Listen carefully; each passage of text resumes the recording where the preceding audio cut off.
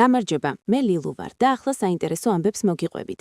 რუსთავი 2-ის რეალიტი შოუ ჰაუსში 3 აუთსაიდერი გამოვლინდა. პროექტში დარჩენისთვის მუზები, ლაშა და დავითი იბრძოლებენ. მომღერალმა სალომე ბაკურაძემ ძალიან ემოციურად ისაუბრა გარდაცვლილ მეუღლეზე რუსთავი 2-ის გადაცემა შუადღეში. ვრცლად მომღერლის ძალიან საინტერესო ინტერვიუს დეტალებს პრაიმ-ტაიმის გვერდზე ნახავთ. ბათუმელი მოდელი მარიამ შუკაკიძემ მეუღლეს დაშორდა. 8 წლიანი ქორწინების დასრულების შესახებ მოდელმა გამომწერებს თავად უანგო. ჯეფრი ეპშტეინის ირგვლივ სკანდალური ამბები გრძელდება. ტაბლოიდების მტკიცებით მას საიდუმლო შვილი ყავს. კეით მიდლტონი შოტლანდიაში ვიზიტისას საფირონისა და ბრილიანტის საყურით გამოჩნდა. ეს საყურე პრინცმა ულიამმა მას ქორწილამდე აჩუქა. მაიკლ ჯექსონის შესახებ გადაღებული ფილმის პირველი ტრეილერი გამოქვეყნდა. ლეგენდის როლს მისი ძმისშვილი ასრულებს. YouTube-მა ხელოვნური ინტელექტის დახმარებით შექმნილი კონტენტის წაშლა დაიწყო.